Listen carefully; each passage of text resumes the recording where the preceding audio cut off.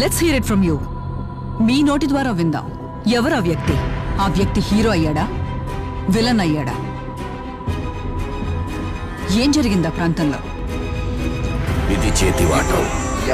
2 సంఘటనలు జరిగాయి.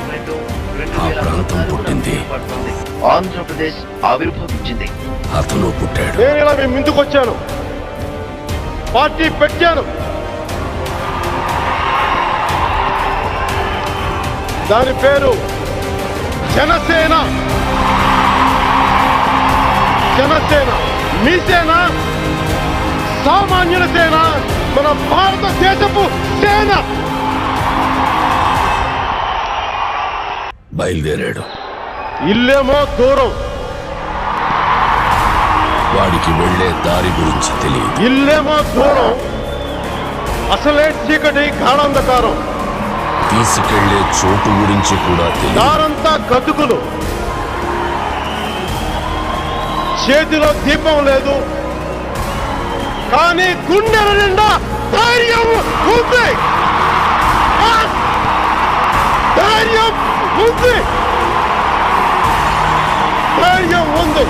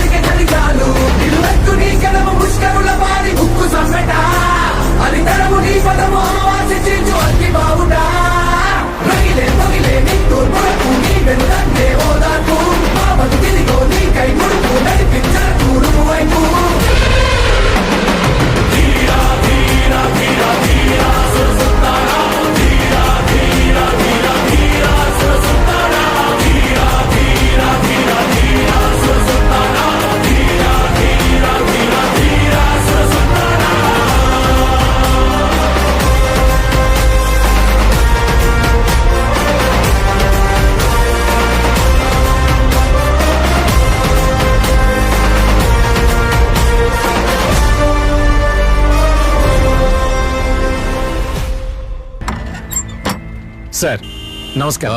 నా పేరు ఆనంద వాసిరాజు. అదే ఫోన్ చేశాను కదా సార్, జర్నలిస్ట్. ఒక సంఘటన చెప్తా విను. ఒకరోజు జల్సా జరుగుతున్న సమయంలోనే వాళ్ళ ఇంటికి వెళ్ళాను నేను. వెళ్తే ఆయన అప్పుడే జూబ్లీహిల్స్ పోలీస్ స్టేషన్ దగ్గరికి వెళ్ళి ఆయన దగ్గర ఉన్న లైసెన్స్డ్ తుపాకీ ఇచ్చొచ్చేశారు. తుపాకీ ఇచ్చొచ్చారు, కానీ తుపాకీ కంటే పవర్ఫుల్గా ఉన్నాడేంటి అని అనిపించింది నాకు. ఆయుధం కంటే గొప్ప మనిషి మనతోనే ఉన్నాడు. ఆ తర్వాత ఇది జరిగిన కొన్ని గంటలకి సిపిఎఫ్ అని ఒక ఆర్గనైజేషన్ పెట్టి ఆయన బ్యాంకులో 1,05,00,000 ఎంత ఉంటే 1 crore చెక్ రాసి దానికి ఇచ్చేశాడు.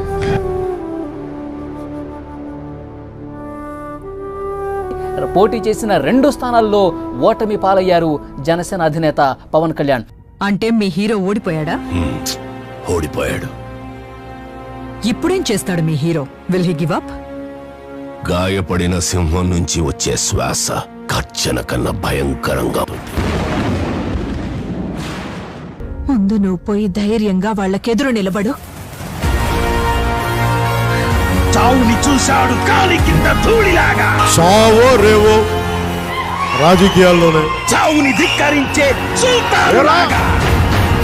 వైసీపీ గోండాగాళ్ళారా, గాయం చేసే కత్తుల మీదే నడుచుకుంటూ వంట చేతోసం మెడ పిసికి తొక్కి కింద నొక్కేస్తాం కొడగలరా. వేటగాళ్ళనే వేటాడే మహావేటగాడు. అరే గుర్తుపెట్టుకుంటారా వైసీపీ గోండాలరు ఈ రోజు నుంచి. నేను రెడీ రా మీతో. వీరుడొచ్చాడు, వీరుడొచ్చాడు,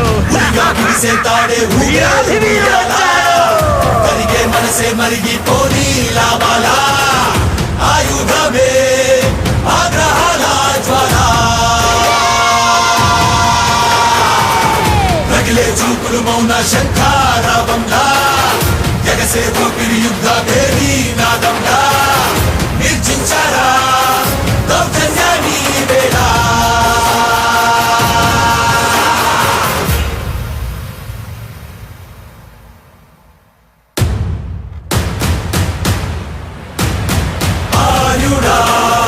సూర్యుడా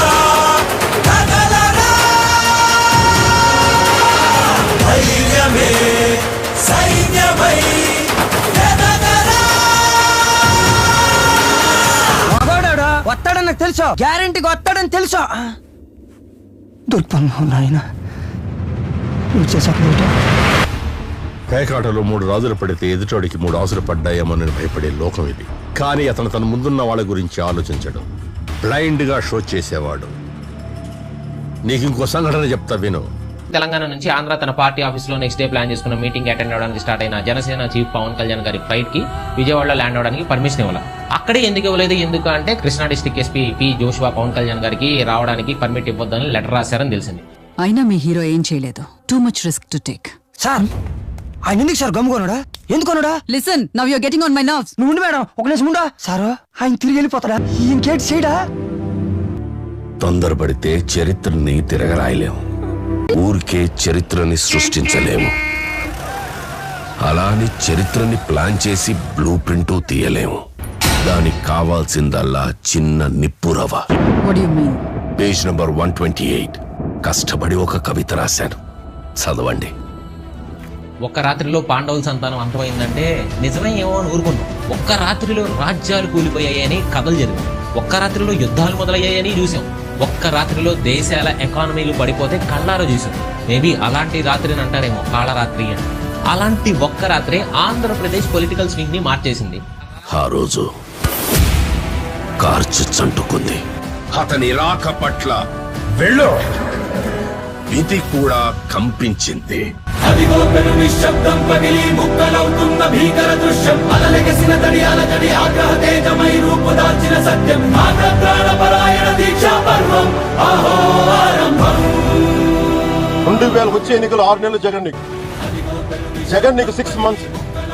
మీకు గొడవే కావాలి, మాకు సివిల్ వారే కావాలి, యుద్ధ వాతావరణమే కావాలి అంటే మీకు యుద్ధమే కావాలంటే యుద్ధమే ఇస్తాం. ఆంధ్రాలో జనసేన జెండా ఎగరేస్తుంది.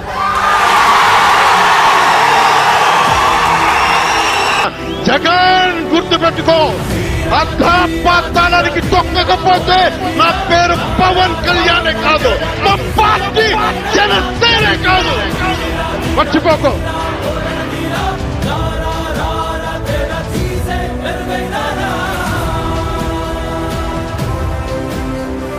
Why the focus is so significant? It's the Janasena that won 21 seats in Andhra Assembly elections, scripting a political blockbuster. And the hero of NDA's victory in Andhra Pradesh, many are saying, is in fact Pawan Kalyan. अरे जो यहाँ दिखता है नहीं पवन, ये पवन नहीं आंधी है.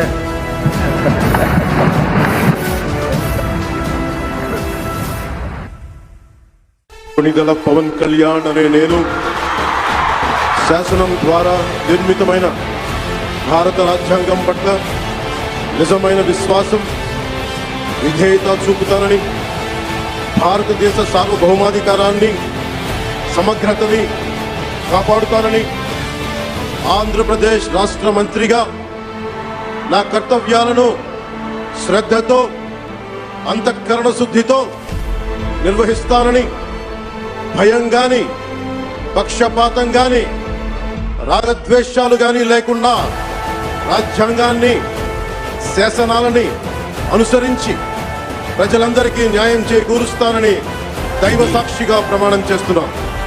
మొదటి అధ్యాయం మాత్రమే, అసలు కథ ఇప్పుడు మొదలవుతుంది.